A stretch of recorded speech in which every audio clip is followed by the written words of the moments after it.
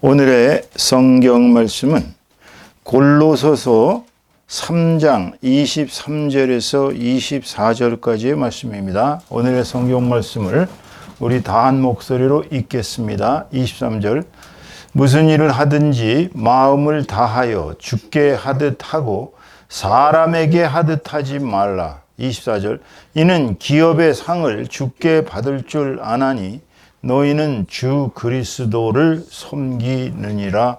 아멘. 아멘. 오늘은 이 골로새서 3장 23절에서 24절까지의 말씀을 가지고 신성한 노동을 통해 하나님께 영광을 돌리자라는 제목으로 하나님의 은혜를 함께 나누도록 하겠습니다. 여기 제목은 또 영광을 바치자로 되어 있습니다. 영광을 바치자로 아시면 되겠어요. 자, 원래 5월이 시작되는 첫날 5월 1일은 노동절로 이렇게 완전히 정부가 이름을 바꾸고 국경일로 만들었습니다. 원래 5월 1일 우리는 이제 영어로 메이데이라고 하죠. 이 메이데이를 맞아서 우리는 잠깐 메이데이가 어떻게 해서 생겼는지 그 간단한 역사를 회고해 보겠습니다. 원래 이 메이데이란 국제적인 노동절입니다.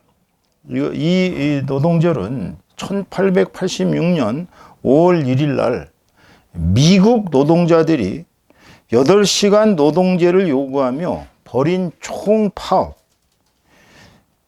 그리고 시카고 헤이마켓 사건에서 유래한 국제 노동절입니다. 이걸 잠깐 설명을 드린다면 당시의 미국 노동자들은요 8시간은 고사하고 하루에 12시간에서 20시간까지도 일을 했습니다. 그러니 뭐 사람이 살 재간이 없었어요. 그래서 노동자들이 우리도 8시간 일하게 해달라고 그러고 총파업을 벌였습니다. 그리고 시카고에 있는 헤이마켓에서 이제 사건이 일어났는데요. 노동자들이 파업을 하니까 이제 막 경찰과 이제 국가의 그 공권력이 개입해 가지고 데모대와 데모 진압대가 서로 충돌이 일어나서 무수한 사람들이 죽었어요.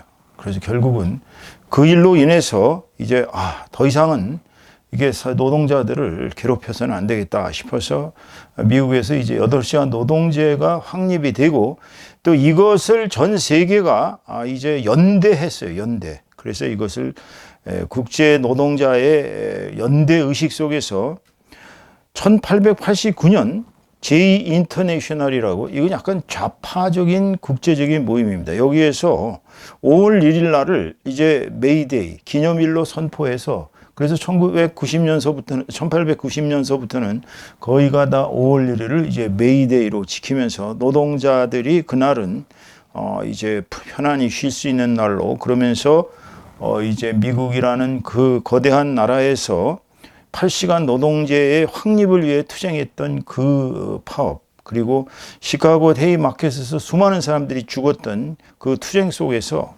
이제 5월 1일의 의미를 되새기게 된 것입니다. 그럼 저희 나라 한국은 노동절이 어떻게 됐을까요? 일제강점기와 해방 직후까지는 1923년에 조선노동총연맹이 주도해서 최초로 행사가 열렸습니다. 그리고 광복한 직후 1945년 5월 1일 날, 그러니까 광복은 1945년이니까 그 다음에 5월 1일 날 이제 메이데이 행사가 시작되었습니다. 군사정권기는 어땠을까요? 1958년부터 대한노총이 창립되었던 3월 10일 날로 노동절이 바뀌었습니다. 그리고 1963년에는 노동하면은 조금 좌파적 냄새가 심하니까 이제 근로자의 날로 명칭이 변경됐어요. 그래서 63년 만에 이 1963년에 근로자의 날로 명칭이 변경되었다가 사실 1994년에 3월 10일에서 다시 5월 1일로 날짜가 환원되었는데 이제 이번 해부터는 이제 5월 1일 날을 근로자의 날이 아니라 노동절로 국경일로 삼아서 신나게 쉬게 됐던 것이죠. 그래서 5월 1일 날, 2일 날, 3일 날 징검다리 휴일, 4일까지, 그러니까 4일 날이 징검다리 휴일이죠. 3일이 휴일이고 4일 날 징검다리 휴일, 5일 날 어린이날. 그래서 아주 좋은 조건에서 무려 5일간을 쉬는 그러한 참 기쁜 날이 되었습니다. 중국은 뭐 난리도 아닙니다. 이게 5월 1일 날 노동절 연휴가 굉장히 길어요. 거기는 뭐 가는 데만 며칠씩 걸리니까 오는 데 며칠 걸리고 그래서 최하가 일주일입니다. 자, 우리가 이 노동절의 성격적 중요성을, 성경적 중요성을 살펴볼 필요가 있어요. 노동절 우리가 소위 좌파들의 그 노동의 개념에 동참하고 이것보다는 우리가 성경에서 그러면 노동절을 어떻게 보고 있을까? 우리가 근데 노동하면 사실 조금 냄새가 난단 말이에요. 왜냐하면 저기 북쪽에 조선 노동당이 있거든. 노동당도 아니고 조선 노동당입니다. 그래서 이 사람들은 노동을 한마디로 이제 모든 정치 이념의 기초로 삼고 있어요. 그러니까 이거 노동은 좌파 진보적인 이미지가 강합니다. 군사 독재 정권 시절에는 극우이다 보니까 그 사람들은 노동을 쓰면은 진보적 냄새가 난다 그래서 이제 근로라는 용어를 사용했어요. 근로. 근데 근로라는 걸 아시다시피 근은 근면하다 할 때 근자거든요. 그러니까 근면하게 일한다는 뜻으로 이건 완전히 사용자 위주의 정책입니다.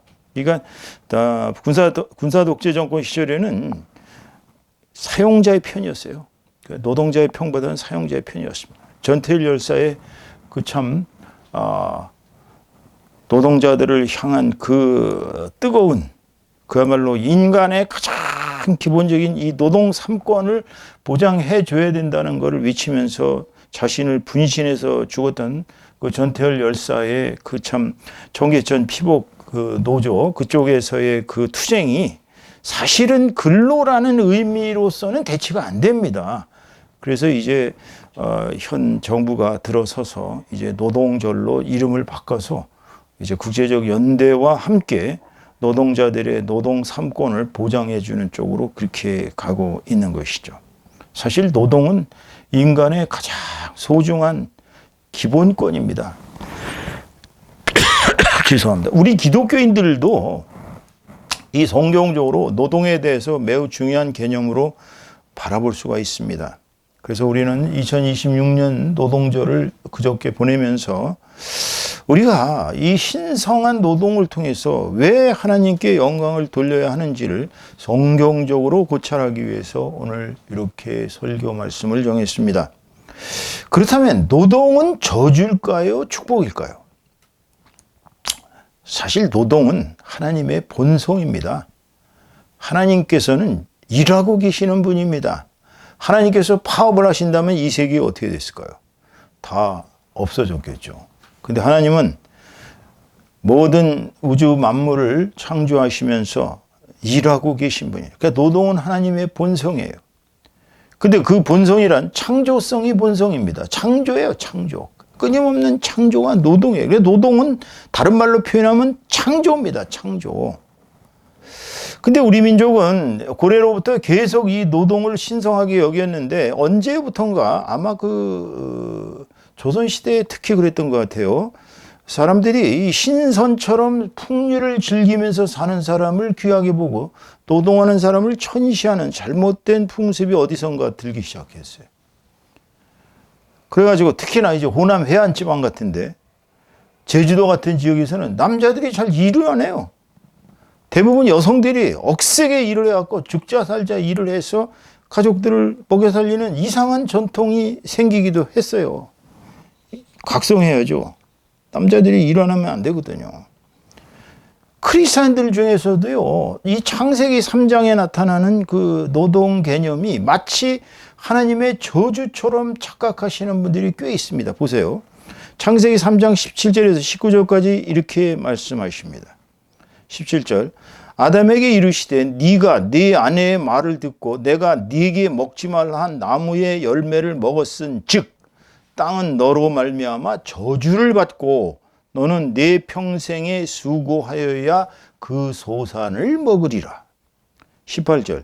땅이 네게 가시덤불과 엉겅퀴를 낼 것이라. 네가 먹을 것은 밭의 채소인 즉 19절 네가 흙으로 돌아갈 때까지 얼굴에 땀을 흘려야 먹을 것을 먹으리니 네가 그것에서 취함을 입었음이라. 너는 흙이니 흙으로 돌아갈 것이니라 하시니라.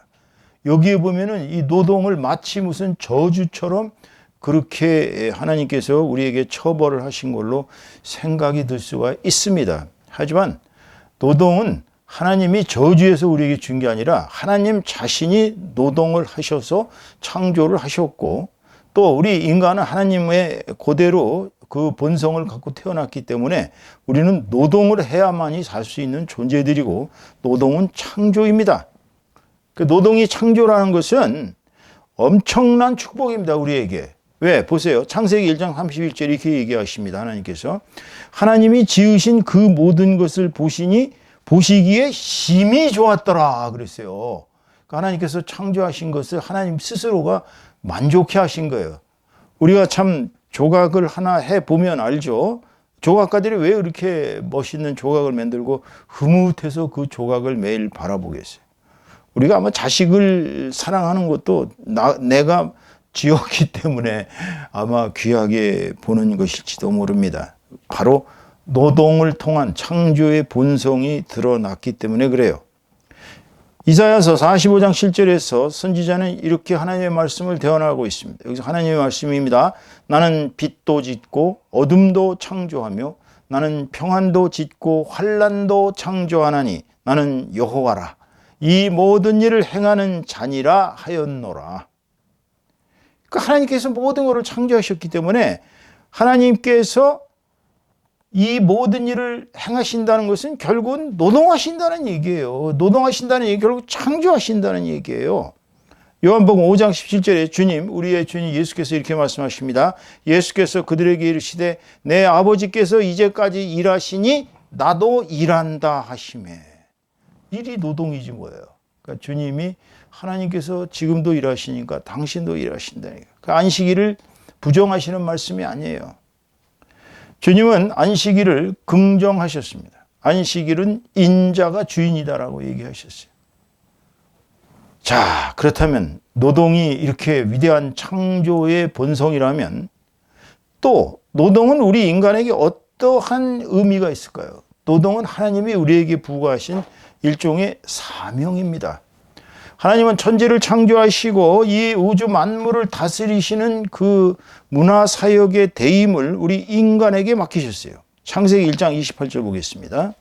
하나님이 그들에게 복을 주시며 하나님이 그들에게 이르시되 생육하고 번성하여 땅에 충만하라.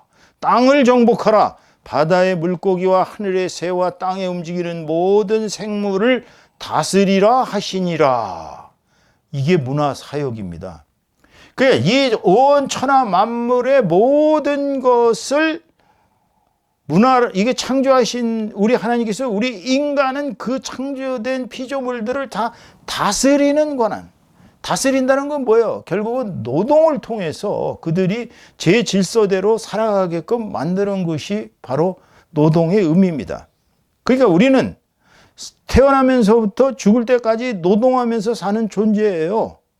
또 창세기 2장 15절 이렇게 얘기하고 있습니다. 여호와 하나님이 그 사람을 이끌어 에덴 동산에 두어 그것을 경작하며 지키게 하시고, 이때는 저주받았을 때가 아니에요. 이때는 사고칠 때가 아닙니다. 사고치지 아니하고 하나님께서 인간을 만드신 다음에 에덴 동산에다 갖다 두시고 그것을 경작하며, 영어로는 이게 컬티베이트라고 그러는데, 컬티베이트라는 것은 이걸 자꾸 개발해서 새롭게 만드는 것을 경작이라고 합니다. 그러니까 거기에서 경작하면서 지키게 했지 그냥 탱자탱자 놀면서 거기 에덴 동산에 있으라고 그런 게 아니에요. 그러니까 노동을 하지 않고 그냥 에덴 동산에서 이렇게 하와와 즐겁게 살았을 것이다 착각하지 말라는 말씀입니다. 에덴 동산에서도 그것을 경작하며 지키게 하셨기 때문에 노동은 하나님이 우리에게 부과하신 사명이에요.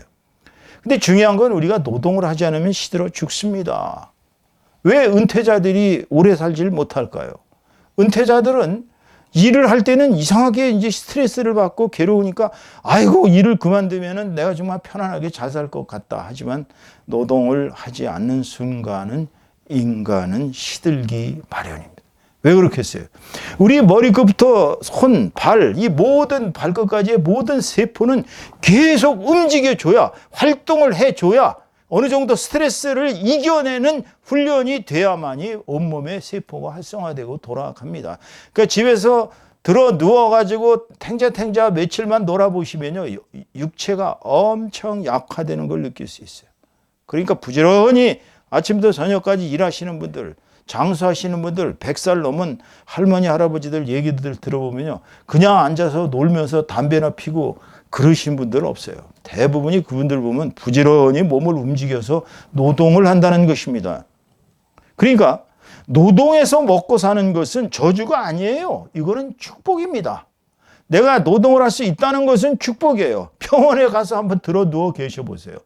다 누구나 입원의 경험은 있을 겁니다. 사실 병원 다니는 사람들은 입원하는 게 그렇게 쉽지가 않거든요. 그러니까 입원 못 해본 사람들은 아이고 나도 한번 입원해서 저렇게 하얀 가운 입고 좀 이렇게 좀 푹 쉬어봤으면 좋겠다 이러는데 막상 입원해서 일주만 지나면요 완전히 그냥 몸살이 납니다. 아이고 좀 빨리 나가서 좀 자유롭게 살고 싶은데.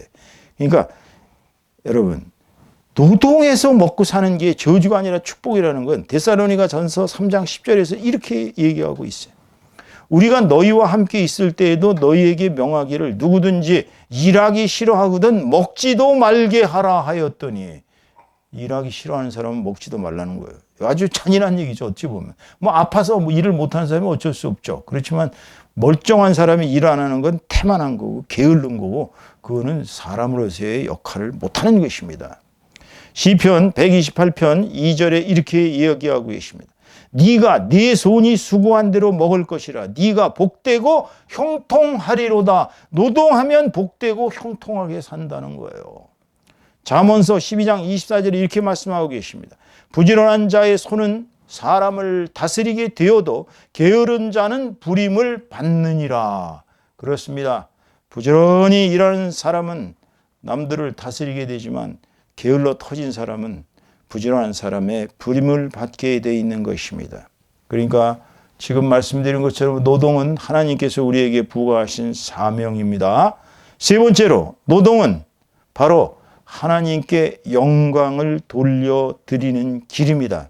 우리가 노동을 하지 않으면요 절대로 하나님께 영광을 바칠 수가 없어요. 이것을 우리는 노동의 신성성이라고 말씀할 수 있어요. 자, 본문 3장 23절 오늘 본문입니다. 24절까지 보겠습니다. 23절 무슨 일을 하든지 마음을 다하여 주께 하듯 하고 사람에게 하듯 하지 말라. 그러니까 노동을 할 때 항상 주님을 생각하면서 내 일이 주님께 영광이 된다라고 생각하면서 일을 하라는 것입니다. 이게 일을 할 때 그냥 마지못해서 에이고 하기 싫은데 내가 이걸 왜 일을 하나, 이렇게 하는 일은 저주입니다. 여러분 즐겁게 일을 해야 돼. 내가 하는 일은 주님께 영광된다라고 생각하고 주님을 바라보듯이 일을 해야 되는 것입니다. 그러면 24절 결론이 나와요. 이는 기업의 상을 주께 받을 줄 아나니. 기업의 상이 뭐예요? 천국의 영생의 면류관을 받는 거예요. 기업의 상이란 천국의 기업을 우리가 물려받는 것입니다. 너희는 주 그리스도를 섬기니. 그러니까 우리가 그리스도를 섬기는 사람은 이 노동을 통해서 주님에게 영광을 돌려드리게 되는 것입니다. 그래서 고린도전서 10장 31절의 말씀에 그런즉 너희가 먹든지 마시든지 무엇을 하든지 다 하나님의 영광을 위하여 하라. 그렇습니다. 우리가 살아가는 목적 자체가 하나님께 영광이 되어야 되려면 노동을 하셔야 돼요. 육체 노동자는 육체로 일을 하고 정신 노동자는 정신으로 노동을 해야 됩니다. 저같이 하루 종일 글을 쓰는 사람들도요 굉장한 노동입니다. 왜냐하면 그게 노동이 심한 게 어떻게 아느냐면요 글을 한 두세 시간 쓰잖아요. 그러면 벌써 배가 고프기 시작해요. 왜냐하면 머릿속에 영양가가 다 소비가 돼가지고 이제 배에 있는 영양분이 없어졌다는 얘기예요. 그러니까 정신 노동자든지 육체 노동자든지 노동자들은 하는 일 자체가 하나님의 영광을 위해서 하는 것입니다. 그래서 성실하게 노동하는 사람은 경제적 부를 창출합니다. 그리고 문화적으로 업적을 만들 수가 있어요. 생각해 보세요. 시인이든지 아니면 소설가든지 아니면 뭐 영화 감독이든지 영화 배우든지 이 사람들 다 노동하는 거예요. 정신 노동이에요. 그 사람들도. 문화적 업적을 만듭니다. 문화적 업적이 생기면 결국 문명이 발전해요. 우리 사실 인간이 스스로 만들어서 사는 게 뭐가 있겠어요? 대부분들이 남들이 만들어 놓은 이 사회의 문명의 정말 혜택을 보고 사는 것이죠. 그래서 문명이 발전하다 보면 사회적인 복지가 강화됩니다. 정말 살기 좋은 세상 됐어요. 요즘 AI 두려워하실 거 없어요. AI 덕분에 우리가 일을 하기 얼마나 쉬운지 몰라요. 그러다 보니까 도덕도 발전합니다. 인간의 존엄성이 점점 높아져요. 이게 성실한 노동의 가치입니다. 그렇지만 일하지 않는 자는 이룰 수 있는 게 아무것도 없어요. 우리가 식충이, 예? 밥만 먹고 아무것도 안 하는 자, 문해충, 아예 생각을 안 하고 사는 사람, 인간 쓰레기, 실업자, 언더독, 백수, 백조, 이렇게 얘기할 이게 진짜 말이에요. 노동을 하고 싶은데도 우리 이 땅의 젊은이들, 100만이 넘는 젊은이들이 노동을 하고 싶은데 일자리가 없는 거예요. 써주는 데가 없어요. 그럼 그 사람들이 얼마나 비참하겠습니까? 그러니까 노동을 할 수 있다는 것만 해도 이게 무궁한 행복이거든, 사실. 어디 가서 정말 비지를 하든지 어디 가서 정말 쓰레기를 치우든지 무슨 일을 하든지 노동하는 사람들은 축복받은 사람이에요. 노동하지 못한 사람들이 대단한 고통을 겪고 있다는 사실을 우리는 알아야 됩니다. 그렇기 때문에 일할 수 있을 때 우리는 힘들다고 불평하거나 근무를 태만히 하거나 최선을 다하지 않고 시간을 살살 이렇게 훔치는 사람은 하나님의 시간을 훔치는 거예요. 그러니까 남의 직장에 근무하면서 최선을 다하지 않고 적당히 눈치나 보고 졸기나 하고 제일 제대로 하지 않는 사람은 하나님의 시간을 훔치는 것입니다. 그러므로 우리는 열심히 노동해서 물질적인 수입을 얻어 하나님께 11조 바치고 감사 헌금하고 이렇게 성도의 삶을 살 때 하나님께서는 영적이고 물질적인 축복을 함께 부어주신다는 사실을 현실에서 얼마든지 확인할 수 있습니다. 한림상사 대표인 임장로라는 분이 계셨어요. 이분은 저기 전라도 어디 시골에서 올라오셔갖고 단칸 지하 300만 원짜리 방에서 시작해갖고 한 달에 10,000원도 채 11조를 못했습니다. 굉장히 어려우신 살림을 했어요. 그런데 이분이 어떤 일이 있어도 얼마를 벌든지 간에 11조 생활을 했습니다. 그러자 이분이 5년도 채 가지 못해서 연 1,000만 원 이상의 11조를 바치는 그러한 사람이 되었습니다. 이분은 일을 해서 자기가 11조 바칠 때 가장 기쁨을 느낀다고 합니다. 왜냐하면 하나님께 바치니까. 하나님이 얼마나 자기를 축복하는지, 자기 가족을 축복하는지를 느끼셨다고 해요. 미국의 유명한 재벌인 존 록펠러가 어린 시절부터 이 사람은 그 엄마가 독실한 크리스천이었는데 어떤 일이 있어도 네 수입의 10분지의 1을 주님에게 바치는 생활을 해야 축복받는 소리를 아주 기가 따갑게 들었어요. 그래서 존 록펠러가 어릴 때 아르바이트를 해서 1달러 50센트를 받았습니다. 여러분, 당시의 1달러 50센트는 지금의 150달러 50센트보다 더 많은 150달러쯤 되는 금액입니다. 그러니까 지금의 달러 개념과 그때 당시 록펠러가 살던 시절은 달러 개념이 틀려요. 그런데 처음에 딱 받자마자 이 사람은 1달러 50센트니까 150 아니에요? 150 나누기 10 하니까 15센트예요. 참 아깝죠. 사실 15센트 큰 돈입니다. 애들한테는. 근데 그는 15센트를 교회에 11조로 바치기 시작했습니다. 그리고 그는 아무리 재벌이 되었어도 그는 이렇게 얘기했다고 합니다. 내가 만약에 가장 적은 금액의 11조를 못 바친다면 과연 내가 100만 달러를 벌었을 때 1,000만 달러를 벌었을 때 그 10분지를 내가 어떻게 11조를 할 수 있겠느냐. 못하죠. 사실 이게 성도들의 이게 시험이거든요. 왜냐면 그냥 몇만 원씩 하는 건 가능한데 예를 들어서 한 달에 한 1,000만 원 벌었어요. 이제 그렇게 되거든요. 사람이 복을 받으면. 그럼 그때부터는 고민이 시작되는 거야. 내가 과연 100만 원을 교회에 헌금하면 이거 목사가 갖다 쓰는 거 아닌가? 이거 괜히 내가 잘못되는 길을 가는 거 아닌가? 이렇게 생각할 수가 있습니다. 그건 오해예요. 여러분, 11조는 하나님께 바치는 것입니다. 하나님께서는 일일이 다 보고 계셔요. 천국에 가면은 11조 생활 했나 안 했나 반드시 묻는다고 얘기합니다. 누가 얘기했어요? 박영규 목사님이 천국에 왔더니 첫째, 성경책을 얼마나 읽었느냐. 그래서 한 50번인가 80번 읽었다고 그랬더니 성경책 꽤 읽었고. 두 번째로 하루에 기도는 몇 시간씩 했느냐. 그래서 기도는 하루에 2시간씩 했습니다. 그랬더니 기도가 짧았군 하시더래요. 그 다음에 12조 생활은 철저히 했느냐. 11조 생활은 죽어도 했다고 얘기를 하니까 축복을 하셨다 그래요. 여러분, 오늘 설교의 결론은 이렇습니다. 노동은 신성한 것입니다. 하나님의 축복이에요. 하나님의 노동은 창조성이었습니다. 인간도 노동을 통해 창조 행위를 실현하는 거예요. 그러니까 노동하면 할수록 우리는 창조할 수 있어요. 따라서 노동은 저주가 아니라 타고난 축복인 것입니다. 노동을 통해서만 우리는 하나님께서 우리에게 맡기신 문화사역의 대임을 담당할 수 있습니다. 우리는 모든 우주 만물을 다스리는 이 문화사역에 우리는 사역자들이에요. 그렇기 때문에 우리는 노동을 통해서만 주님께 그 사명을 이행할 수 있고, 주님께서 주신 사명을 이행할 수 있고, 우리의 삶은 경제적으로나 문화적으로나 영적으로 풍요로워질 수가 있습니다. 노동은 지극히 신성한 것입니다. 우리는 일할 때 하나님을 바라보며 건강하고 슬기롭게, 일하는데 또 무식하게 너무 많이 일해가지고 쓰러지는 건 그건 바보 같은 짓입니다. 건강해야 돼요.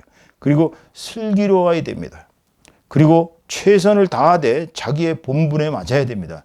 지나치게 너무 열심히 하다가 쓰러져서는 안 되겠죠. 이렇게 일해야 되는 것입니다.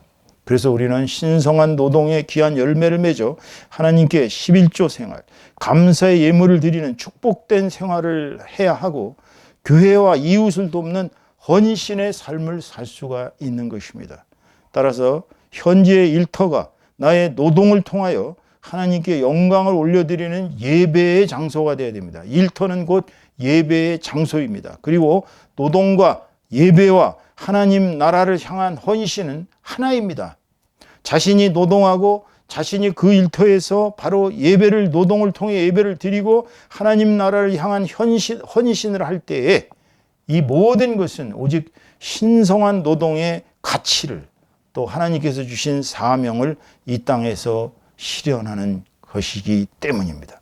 저와 여러분 정말 계속 앞으로, 이제 노동절 오래 지났으니까 이제 앞으로 더욱더 주님이 주신 이 귀한 노동의 신성한 사명을 생각하면서 열심히 일하여 하나님을 섬기는 저와 여러분 다 되시기를 우리 주 예수 그리스도의 이름으로 감사하고 축원드립니다. 여러분에게 주님의 크신 은혜가 넘쳐나기를 기원합니다. 기도하시겠습니다. 주님 감사합니다. 저희들이 노동할 수 있게 해주시고, 노동을 통해 하나님의 문화사역의 대임을 창조적으로 수행할 수 있게 해주시니 할렐루야, 감사와 찬송을 드립니다. 노동하는 그 삶의 자세야말로 얼마나 아름다운 것인지 모릅니다. 하나님을 향하여 정말 영광을 바치는 노동을 하게 하시고, 이 노동을 향한 또 열매가 주님께는 영광이요 모든 주변 사람들에게 주의 사랑을 실천하는 도구가 되게 하옵소서. 올해 노동절을 또 보내오며 또 저희들 한 해 남은 모든 기간 동안 더욱더 열심히 노동해서 하나님께 더욱 영광의 열매를 올려드리기로 결심하고 주님께 서원하옵나니, 주님 저희들의 모든 능력을 더욱 키워 주시옵소서. 저희들의 노동의 현장을 축복하여 주시옵소서. 일터가 예배터가 되게 하시고, 저희들의 일터가 곧 헌신의 사역이 될 수 있도록 축복하여 주시옵소서. 모든 것을 주께 의탁드리며 우리 주 예수 그리스도의 이름 받들어 감사하고 축복하며 기도 올려드리옵나이다. 아멘, 아멘, 아멘.